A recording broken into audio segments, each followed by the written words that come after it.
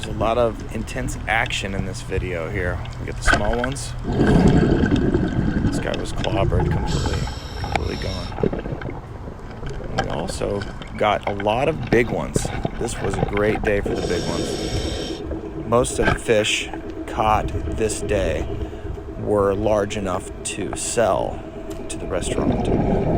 They don't want the little tiny ones because they are just too much work. See how this spear is called the fold spear, and I was able to pop it apart and get at this lionfish and actually scare him out of his hole. And then I put it back together and ended up getting him. But it comes in handy to be able to shorten the length of your spear so you can get into certain nooks and crannies. Now this sea fan is a perfect little hiding spot for this trumpet fish. Pretty cool how he's mimicking the sea fan. I noticed a movement, boom, inside and underneath this rock. So I couldn't get to the lionfish any other way. So I shot him, and I wasn't able to pull him out of the hole, but I shot him and popped him off and then came around the other side to pick him up. Little techniques you can do to get at the lionfish. A couple of larger ones here.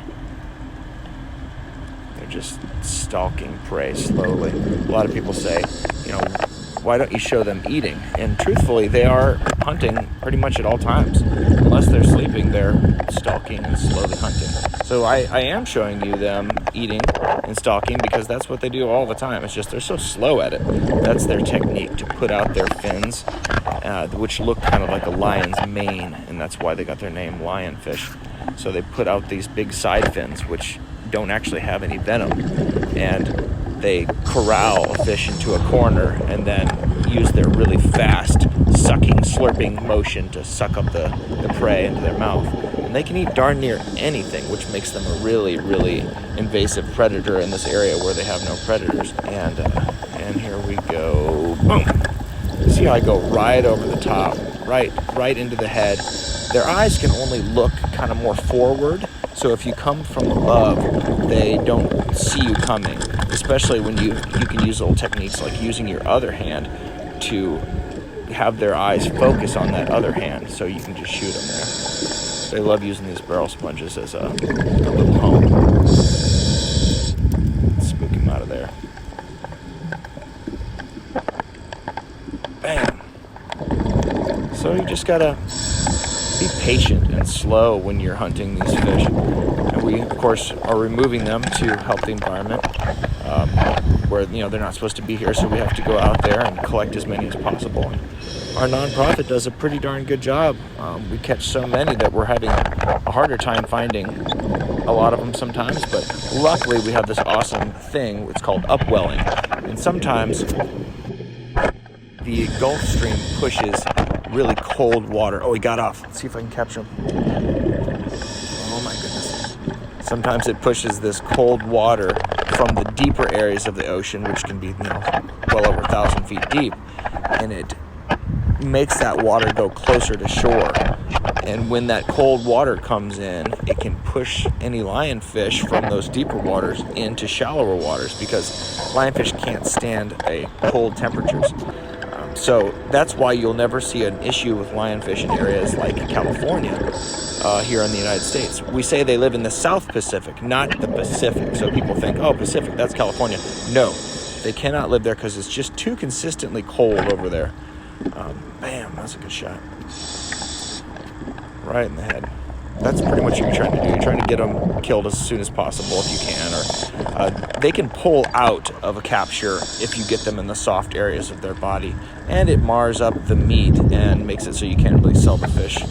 So we make sure not to do that. Look at how pretty that coral is there, and we got a couple of lionfish chilling. Boom. That guy was a wily one.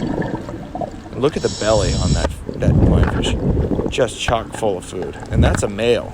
You can tell by the facial spikes are quite large. So that means he's been gobbling up a lot of our little friends down here. Now, it's not the lionfish's fault. They are just doing their thing, and they just have a really good advantage here because having no predators and being such a great predator in an area where nothing knows they are an actual predator is way too advantageous for this fish. So we need to step in and be that predator that they lack. Go for the big one first, don't we? And once again, right in the head. The rest of that body, that fillet that we can later on clean at the dock and sell the fish or, eat the fillets, that is perfectly clean. There's no holes in it, which makes for a much better fillet than if you're shooting the heck out of the fish. So the better you get at this, the better for everything. Boom. Now this guy's not done. Sometimes he pulls off, and I think I got him. Let's see. Oh, nope, he pulls off again. And I think I got him. I think that time I actually do get him. So hitting him in the head is so much more advantageous. And mainly because their head is really hard. So if you hit them in the soft areas, they can easily just pull right out and swim away and get off of those. And they can live through it too. You think, oh, he's been shot, he'll probably die. No way. Cute little spiny lobster. Cute little guy. We see all kinds of cool stuff down there. And I love to bring you guys along on these adventures so you can see what's going on here in the Atlantic Ocean. Look at the size of this puffer fish. He's so bashful. Look at how cute he is. Little spines that stick up. Now, we don't bother these guys. We don't, spook them or anything like that, because it can actually be dangerous for them to fill up with, water and become a big ball. Sometimes that creates issues for them, and we don't want to disturb them. We're down here just to be a guest and try to help the environment and get the heck out of there. They usually say, when you're going diving, they say, touch nothing and leave only bubbles. Something like that.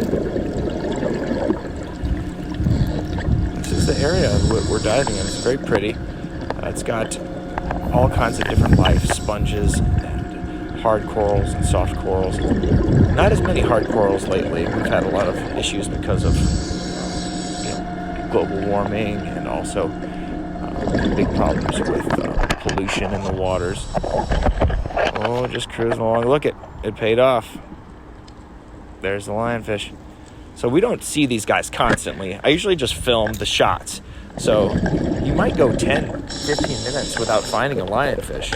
In very rare cases, I've not found any lionfish on a dive. It's happened once or twice. That's a French angelfish and his compadre. Look at how pretty they are.